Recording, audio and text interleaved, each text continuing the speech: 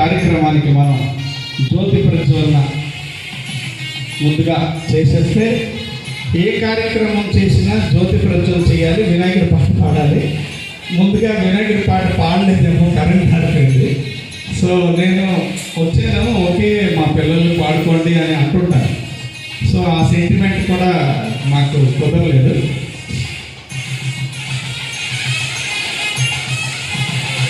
Fan ఆపాలి, రాజు fan ఆపేదా?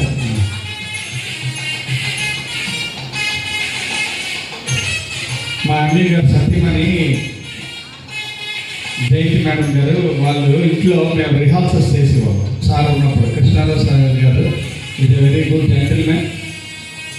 ఆయన కష్టంగా మా దగ్గరికి రావడం ఎందుకని మేమే ఇష్టంగా వాళ్ళ ఇంటికి వెళ్ళేవాళ్ళం. So it is our courtesy. మనం ఈ పని చేసుకుంటూ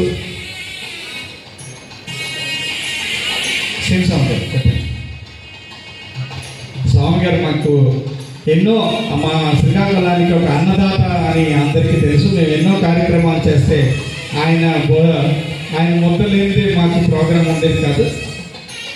అది ఒక పెద్ద భారీ ప్రోగ్రాములు. కానీ ఈరోజు నేను కూడా చాలా సమస్యల్లో ఉన్నా కూడా ఈ ప్రోగ్రాం చేద్దామని అనుకున్నప్పుడు మనం ఇది చెయ్యాలి అనే ఒక తపన మాలో ఉంది. So thank you very much. ఎవరెవరు వచ్చారో వాళ్ళందరూ ఈరోజు మా ఆశా భోస్లే అలాగే ఎంఏఓ గారు గురించి ఒక మాట మాట్లాడుకోవాలి. ఎందుకంటే మీ అందరూ స్టూడెంట్సే కాబట్టి మీ ఇందులో ఎంతమందికి ఎంఏఓ